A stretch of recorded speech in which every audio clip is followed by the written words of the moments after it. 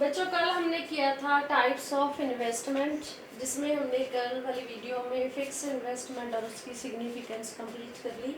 आज की वीडियो में हम कर रहे हैं इन्वेंट्री इन्वेस्टमेंट और उसका सिग्निफिकेंस।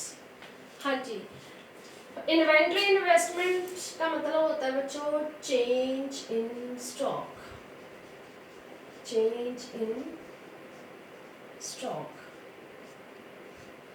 प्रोड्यूसर के पास जो भी इन्वेंट्री स्टॉक होता है उसमें 3 टाइप का स्टॉक इंक्लूडेड होता है। फर्स्ट, फिनिश्ड गुड्स का stock of finished goods which are unsold.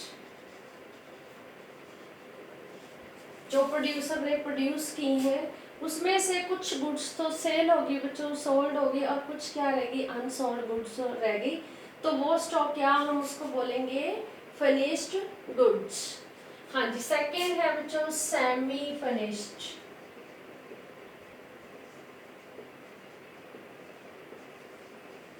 Semi finished goods कौन सी होती है, विच आर अंडर प्रोसेस।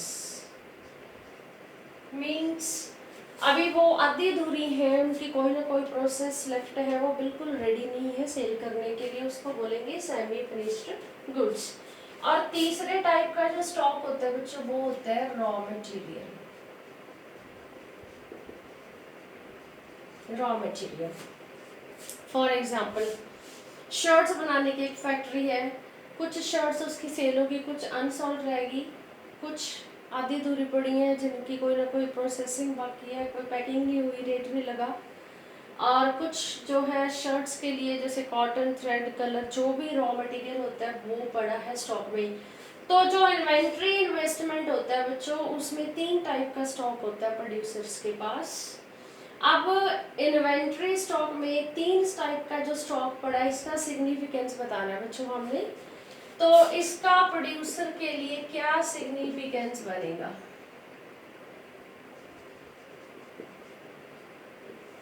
हाँ जी, सपोज प्रोड्यूसर के पास बच्चों फिनिश्ड गुड्स पड़ी हैं which are unsold but that is totally ready to sell, जिसको वो इजीली सेल कर सकता है। मार्केट में डिमांड बढ़ जाए तो कई बार एकदम से डिमांड बढ़ जाती है, एकदम से ऑर्डर आ जाता है, तो प्रोड्यूसर के पास अगर इस टाइप की गुड्स बिल्कुल रेडी गुड्स पड़ी है तो वो इजीली उस डिमांड को फुलफिल कर सकता है और अपने उस जो है सप्लाई को फुलफिल कर सकता है। हाँ जी, इजीली सप्लाई कर सकता है। दूसरा, अगर उसके पास सेमी फिनिश्ड गुड्स पड़ी है तो भी वो इजीली जो भी उसकी थोड़ी बहुत प्रोसेस बाकी है उसको पूरा करके इजीली सेल कर सकता है। मीन्स जब इन दोनों टाइप की गुड्स का स्टॉक प्रोड्यूसर के पास पड़ा है तो जो प्रोड्यूसर अगर इकोनॉमी में डिमांड बढ़ गई, मार्केट में डिमांड बढ़ गई, तो उस डिमांड को इजीली फुलफिल कर सकता है और उस सिचुएशन का फ़ायदा उठा सकता है। एक तो ये इसका सिग्निफिकेंस बनता है बच्चों। दूसरा, अगर उसके पास रॉ मटेरियल का स्टॉक पड़ा है तो प्रोड्यूसर क्या कर सकता है कि जो एक तो उसको जो day to day raw material purchase करना पड़ रहा है उस सिचुएशन से वो बच सकता है, वो अवॉइड हो जाएगी जो डे टू डे उसको रॉ मटेरियल खरीदना पड़ता है। दूसरी बात, कई बार इकोनॉमी में अनसर्टेनिटीज आ जाती है, लाइक इकोनॉमी में मंदी आ गई या इकोनॉमी में कोई जैसे रिसेशन की या कह लो इन्फ्लेशन की सिचुएशन आ गई तो रेट बढ़ गए, रॉ मटेरियल महंगा हो गया, या हम कहें रॉ मटेरियल की शॉर्टेज आ गई, तो उससे प्रोड्यूसर को रॉ मटेरियल खरीदना मुश्किल हो जाता है। तो उस सिचुएशन से भी बचा जा सकता है अगर उसके पास ऑलरेडी रॉ मटेरियल का स्टॉक पड़ा है। तो ये आपने किस में देना है बच्चों, सिग्निफिकेंस में। हाँ जी बच्चों, आगे हम इसमें क्या पहले तो आप चेंज इन स्टॉक निकालो, how we will calculate inventory investment. हाँ जी, इन्वेंट्री इन्वेस्टमेंट कैसे निकाला जाएगा, मीन्स आपको चेंज इन स्टॉक निकालना है बच्चों। हम कल वाली वीडियो में भी करके आए हैं, closing stock minus opening stock. Closing stock कौन सा बताया था बच्चों, at the end of the year जो स्टॉक प्रोड्यूसर के पास है, और opening stock at the beginning of the year जो प्रोड्यूसर के पास था। उन दोनों का डिफरेंस क्या होता है बच्चों, change in stock. Means inventory investment. हाँ जी बेटा, इन्वेंट्री इन्वेस्टमेंट में आगे हम इसको दो टाइप से जो है इसके बताएंगे, टाइप कह लो। पहला है डिजायर्ड इन्वेंट्री स्टॉक, दूसरा अनडिजायर्ड इन्वेंट्री स्टॉक। इसके लिए एग्जांपल हो बेटा, सपोज एक प्रोड्यूसर है, एक फर्म है, कंपनी है, उसने 1000 शर्ट्स प्रोड्यूस की है बच्चों। हर प्रोड्यूसर एक्सपेक्ट करके चलता है कि इतनी जो है माल है मेरा सेल हो जाएगा, लेकिन सम टाइम ये तो होता ही होता है कि कुछ ना कुछ माल तो अनसोल्ड रहता ही रहता है। तो प्रोड्यूसर ने कितना का एक्सपेक्ट किया कि 800 शर्ट्स तो उसकी सेल हो ही जाएंगी, और जो 200 शर्ट्स उसकी अनसोल्ड रह गई बच्चों, इतनी तो उसने सोचा ही था कि इतनी तो अनसोल्ड रह ही सकती है, तो जो एक्सपेक्टेड अनसोल्ड स्टॉक बच गया वो उसके लिए क्या है बच्चों, डिजायर्ड स्टॉक, क्योंकि उसको पता था इतना तो अनसोल्ड रह गई। लेकिन इसकी दूसरी साइड अगर हम कहें कि प्रोड्यूसर ने 1000 शर्ट सेल की है, लेकिन due to depression in the economy में मंदी आ गई, एकदम से डिमांड एकदम से फॉल हो गई, तो प्रोड्यूसर की सिर्फ और सिर्फ कितनी शर्ट सेल हुई है, सिर्फ 200 शर्ट्स ही सेल हो पाई है, और अनसोल्ड कितनी रह गई बच्चों, 800 अनसोल्ड रह गई। तो प्रोड्यूसर ने तो ऐसा सोचा नहीं था, उसके लिए ये अनएक्सपेक्टेड हो गया, तो ये स्टॉक जो उसका अनसोल्ड रह गया वो क्या होगा, अनडिजायर्ड स्टॉक। हाँ जी, इसके बाद बच्चों हमने जो कॉन्सेप्ट करनी है दैट इज डेप्रिसिएशन, क्योंकि डेप्रिसिएशन के कॉन्सेप्ट के बेसिस पे आप अगला कॉन्सेप्ट अंडरस्टैंड करोगे।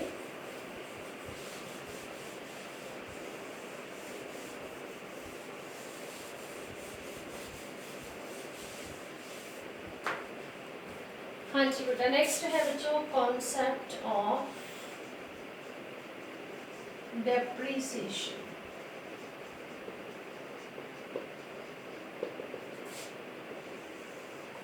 हाँ जी, सबसे पहले आप इसको डिफाइन करो, हम इसका मीनिंग बताएंगे। डेप्रिसिएशन का मतलब होता है बच्चों fall in value of any asset, चाहे वो लैंड है, चाहे वो बिल्डिंग है, चाहे वो मशीनरी है। हम यहाँ पे क्या एग्जांपल ले रहे हैं बच्चों, मशीन की एग्जांपल ले रहे हैं बेटा। किसी भी मशीन की वैल्यू जब फॉल हो जाती है हम उसको क्या बोलेंगे, डेप्रिसिएशन, राइट। हाँ जी, अब हम इसके रीजंस बताएंगे बच्चों कि जब किसी भी एसेट की वैल्यू फॉल हो जाती है तो वो किन कारणों से होती है। तो हम इसके कॉजेज बताएंगे, कॉजेज कह लो, रीजंस कह लो, टाइप्स कह लो, कंपोनेंट्स कह लो, कुछ भी। तो सबसे पहला रीजन क्या है, सपोज आप प्रोड्यूसर हो, आपने कोई 20-30 लाख की मशीन खरीदी है, तो वो मशीन जब आप लेके आए हो तब वो बिल्कुल न्यू है, लेकिन जब आप उसको अपनी प्रोडक्शन प्रोसेस में यूज़ करोगे, जैसे जैसे आप उसको प्रोडक्शन प्रोसेस में यूज़ करोगे तो वो टाइम टू टाइम घिसती चली जाएगी और उसकी जो वैल्यू है वो फॉल होती चली जाएगी। सो पहला जो रीज़न है इसका that is normal wear tear, mean छोटी मोटी टूट फूट होना। when a machine using in production process, then during production process कोई भी मशीन जब उसकी छोटी मोटी कोई भी टूट फूट हो जाती है, कोई पार्ट टूट गया मशीन का, उससे उसकी वैल्यू कम हो जाती है, that is normal wear tear. Second है बच्चों एक्सीडेंटल डैमेज,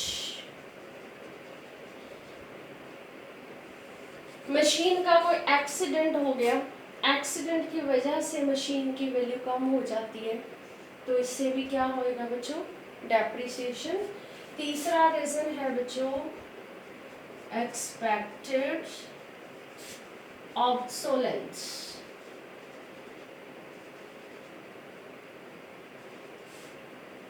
ऑब्सोलेंस, जिसका मतलब क्या होता है बच्चों, आउट डेट हो जाना, आउटडेटेड टेक्नोलॉजी। कोई भी टेक्नोलॉजी, कोई भी मशीन जब वो आउटडेट हो जाती है तब भी उसकी वैल्यू कम हो जाती है, हम उसको क्या बोलेंगे बच्चों, एक्सपेक्टेड ऑब्सोलेंस।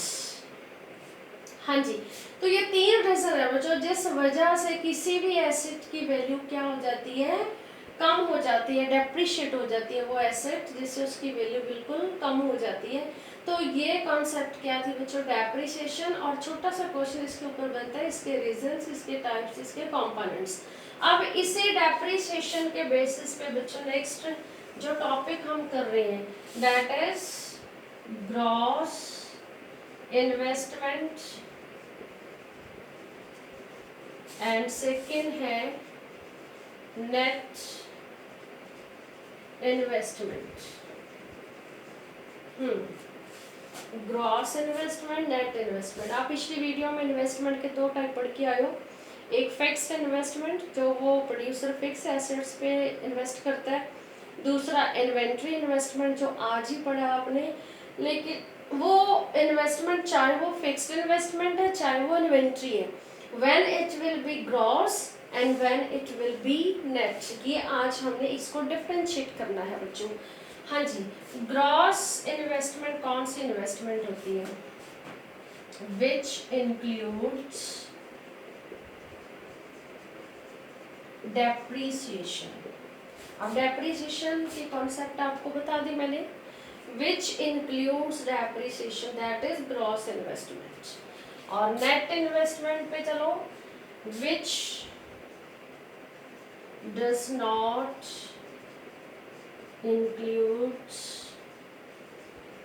डेप्रीसिएशन, जिसमें डेप्रीसिएशन नहीं होती, वो इन्वेस्टमेंट कौन सी होती है बच्चों, नेट इन्वेस्टमेंट।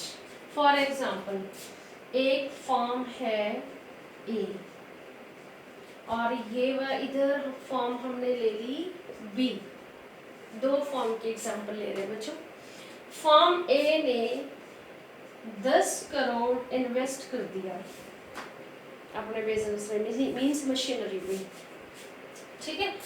तो ये जो फॉर्म ए का 10 करोड़ की इन्वेस्टमेंट है, हम उसको ग्रॉस क्यों मान रहे हैं। सपोज उसके पास कितनी मशीन थी बच्चों, 100 मशीन थी ऑलरेडी, ठीक है, at the beginning of the year. अब उसकी जो 20 मशीन वो क्या होगी, वॉर्न आउट होगी। वॉर्न आउट मीन्स डेप्रीशिएट हो गई, मीन्स खराब हो गई। तो अब उस प्रोड्यूसर के पास कितनी मशीन बची बच्चों, सिर्फ 80 मशीन्स। अब अगर ये प्रोड्यूसर रैशनल है, ये प्रोड्यूसर समझदार है, तो ये अपने स्टॉक को मेंटेन करेगा ही करेगा, क्योंकि at the end of the year उसके पास सिर्फ 80 मशीनें रहेगी।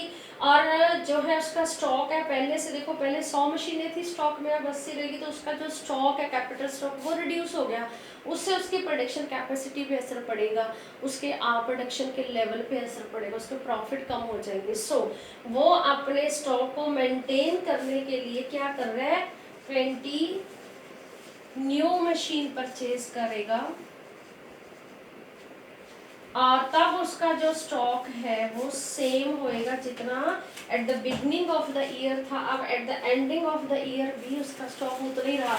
मीन्स कहने का मतलब, इस फॉर्म ए ने 10 करोड़ खर्च कर दिया कितनी, 20 मशीनों के ऊपर, लेकिन इस फॉर्म को फायदा नहीं हुआ।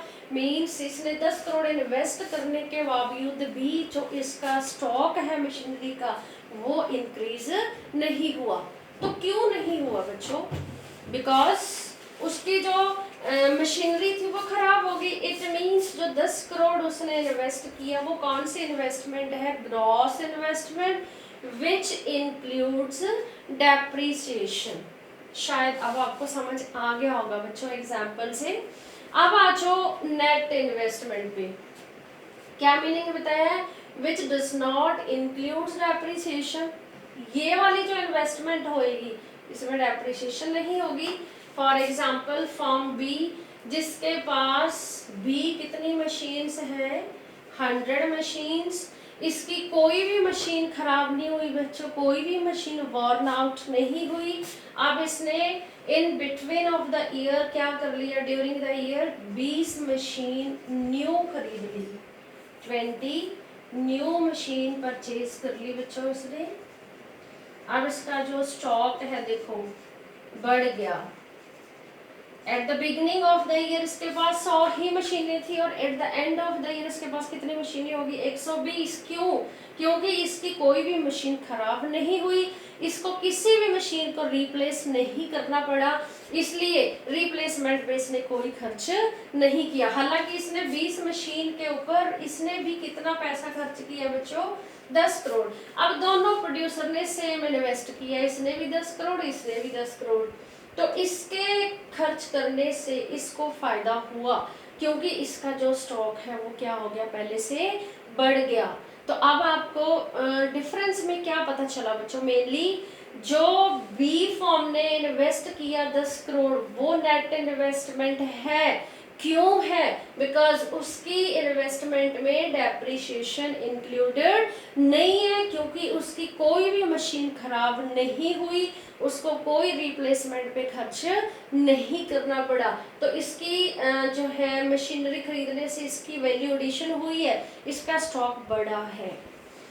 लेकिन फॉर्म ए को 10 करोड़ खर्च करने से कोई फायदा नहीं हुआ, क्योंकि देखो स्टॉक जो है वो एज इट इज है। इट मींस इस फॉर्म ए का जो इन्वेस्टमेंट है वो ग्रॉस इन्वेस्टमेंट है, because it includes depreciation. It means इसका स्टॉक नहीं बढ़ा। सो ग्रॉस इन्वेस्टमेंट कौन सी होती है बच्चों, विच इंक्लूड्स डेप्रिसिएशन, याद रखना। एंड नेट इन्वेस्टमेंट कौन सी होती है बच्चों, which does not includes depreciation, right? आप सिंपली समझ सकते हो ग्रॉस इन्वेस्टमेंट के 5 वर्ड्स हैं, ठीक है, इसलिए ये कॉन्सेप्ट बड़ी है। और ये नेट इन्वेस्टमेंट है, ये है 3 वर्ड की कॉन्सेप्ट, ये छोटी है। तो बड़ी में डेप्रिसिएशन है, छोटी वाली में डेप्रिसिएशन नहीं है। ये एक सिंपल ही तरीका है, बट लॉजिकल तरीका क्या है इसको अंडरस्टैंड करने का, डेप्रिसिएशन जिसमें होती है वो ग्रॉस होती है और डेप्रिसिएशन जिसमें नहीं होती वो नेट होती है। अब इसी बेसिस पे आप इसका डिफरेंस करोगे बच्चों, जिसके लिए 2-3 बेसिस बन जाएंगे। 3 नंबर का छोटा सा क्वेश्चन आपका ये बनता है और इसका फॉर्मूला करेंगे। सबसे पहले इसका फॉर्मूले देख लो। सपोज ग्रॉस इन्वेस्टमेंट निकालनी है बच्चों आपको, और दे क्या रखी है, net investment. What is given, net investment. What we have to calculate, gross investment. अब देखो बेटा जो गिवन होती है उसी के बारे में सोचते हैं। अब नेट इन्वेस्टमेंट गिवन है और इसमें डेप्रिसिएशन नहीं होती, तो इसलिए हम इसमें क्या करेंगे, डेप्रिसिएशन ऐड कर देंगे, तो हमारे पास क्या निकल आएगी, ग्रॉस इन्वेस्टमेंट। फॉर एग्जाम्पल ये हमारे पास 100 करोड़ दिया और डेप्रिसिएशन हमारे पास 10 करोड़ है बच्चों, तो ग्रॉस इन्वेस्टमेंट कितनी आ गई, 110 करोड़, राइट। ऐसे ही अगर आपको नेट इन्वेस्टमेंट निकालनी है ग्रॉस से, और दे क्या रखी है बच्चों, ग्रॉस इन्वेस्टमेंट, और माइनस क्या करोगे, डेप्रिसिएशन। ध्यान से देखो बेटा, नेट इन्वेस्टमेंट निकालने जा रहे हो और गिवन क्या है, ग्रॉस इन्वेस्टमेंट। तो ग्रॉस इन्वेस्टमेंट से नेट इन्वेस्टमेंट आपने कैसे निकाली, और हेल्प किसकी लेनी है, डेप्रिसिएशन की, और माइनस कर दोगे डेप्रिसिएशन। अब आपने यहाँ पे ग्रॉस में से डेप्रिसिएशन माइनस क्यों की, बिकॉज डेप्रिसिएशन ऑलरेडी इसमें थी, इसलिए हम इसमें ऐड करेंगे तो डबल एंट्री हो जाएगी। तो ग्रॉस में से डेप्रिसिएशन हमेशा माइनस होती है, क्योंकि ग्रॉस में डेप्रिसिएशन पहले से ही होती है, और नेट में डेप्रिसिएशन हमेशा ऐड होती है। क्यों होती है ऐड, क्योंकि नेट में डेप्रिसिएशन पहले से नहीं होती। तो ये आपने एक फॉर्मूला करना है बच्चों, बेटा ध्यान से करना, अदरवाइज आपको न्यूमेरिकल पोर्शन बिल्कुल भी समझ नहीं आएगा। तो सबसे फर्स्ट जो फॉर्मूला है वो आपका ये है।